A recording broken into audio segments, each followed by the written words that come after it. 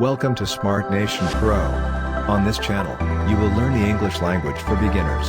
And it will also include fixing phones, computers, cars and more updated information and facts. Please subscribe to our channel.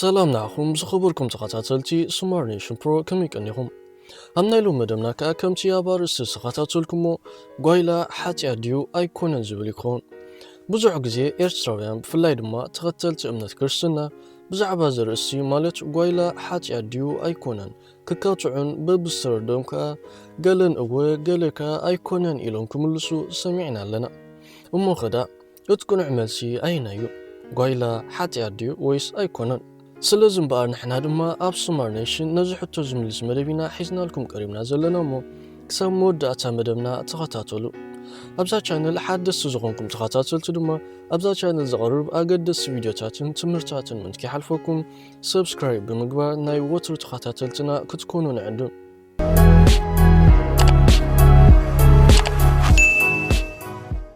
ከም ዝፍለጥ ኣብ ዓለም ዘሎ ልዕሊ 7 ቢልዮን ህዝቢ በብቲ ዝዓበየሉ ቦታን ሕብረተሰብን ነናቱ ዝኾነ ቋንቋ ባህልን ልምድን ሃይማኖትን ኣሎ እዚ ከዓ ብብሔርን ሃገርን ደረጃ ክኸውን ይኽእል እዩ ሓደ ካብቲ መለለይ ናይ ሓደ ሕብረተሰብ ወይ ብሔር እምበኣር ባህሊ እዩ እዚ ባህሊ ንብሎ ዘለና እምበኣር ብዙሕ ነገር እዩ ዘጠቓልል ገለ ካብኡ ከዓ ባህላዊ መግቢ ኣከዳድና ገዛ ሙዚቃ መስተ መሳርሒ ሙዚቃ ሳዕስዒት ጨወታ መርዓ ወዘተ ኮታስ በቲ ብሔር ዝዝውተር መለለይኡ ዝኾነ ኣካይዳን ኣነባብራን ማለት እዩ እቲ ሓደ ካብዚኦም ዝኾነ ንሎሚ እንዛረበሉ እምበኣር ብዛዕባ ህርመት ሙዚቃ እዩ ግን ቅድሚ ናብቲ መልሲ ናይቲ ኣቐዲምና ዘልዓልና ሕቶ ምኻድና እስኪ ገለ ኣብነታት ዝኾኑና ኣብ ሃገርና ናይ ዝርከቡ ዝተፈላለዩ ብሔራትን ካልኦት ሃገራትን ህርመታት ሙዚቃ ከመይ ይመስል ንርአ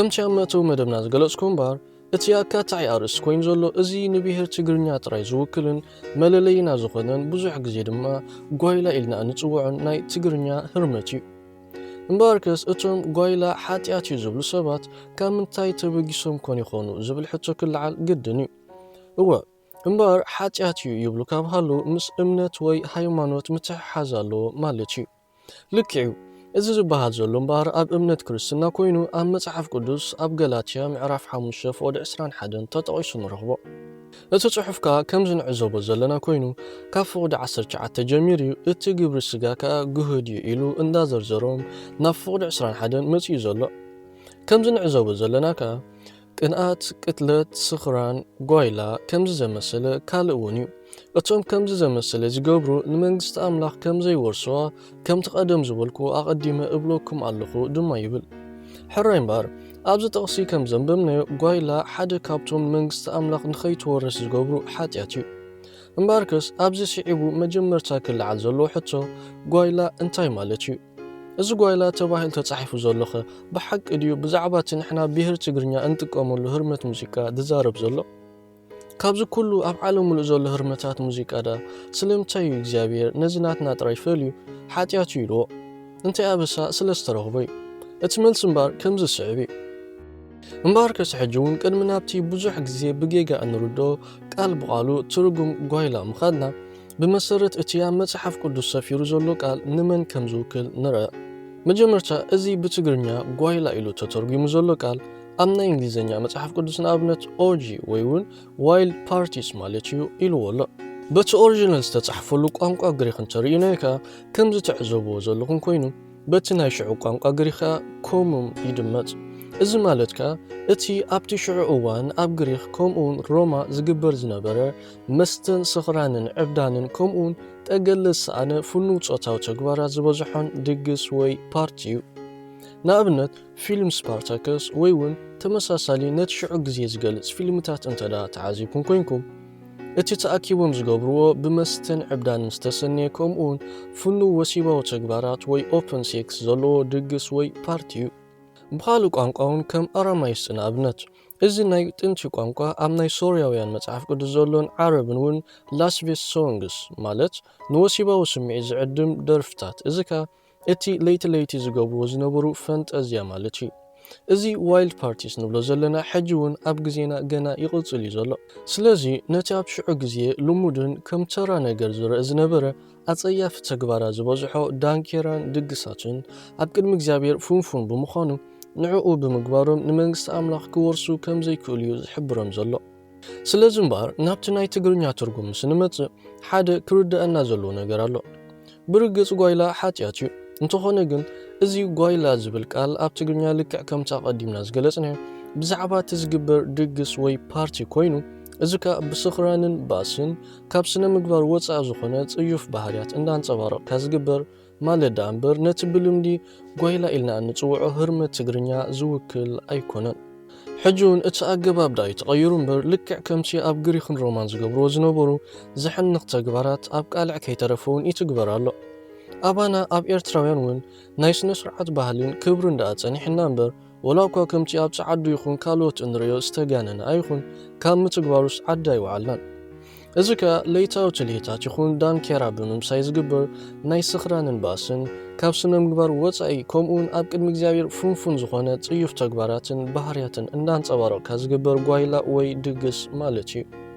ስለዚ ኣምላኽ ብዛዕባ ኤርትራውያን ወይ ህዝቢ ትግርኛ ዘይኮነስ ብዛዕባ እቲ ንሱ ዝፍንፍኖን ዝጽዮኖን ከም ሓጥያ ዝቆጥሮን እዚ ልዕል ኢልና ዝተቐስናዮ ተግባራት እዩ ዝዛረብ ዘሎ።